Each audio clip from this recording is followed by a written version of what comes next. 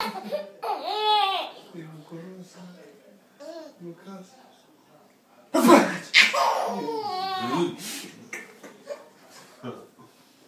Nu-ți place să le vitezi, nu?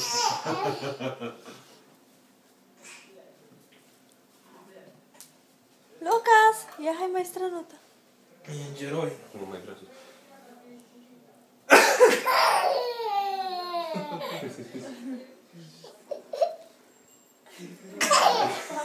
Ce pregătit ești, nu te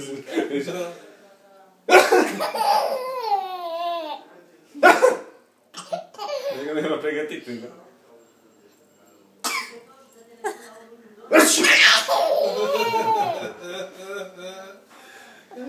Lucas.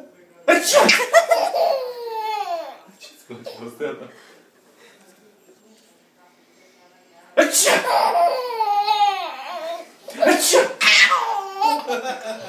Lucas, Lucas. Dar nu mai poate. Nu mai poate.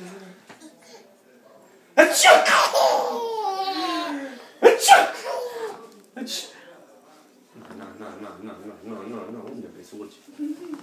Mamă, mică ce ești. N-ai fost aici. Am auzit. Lucas, Lucas.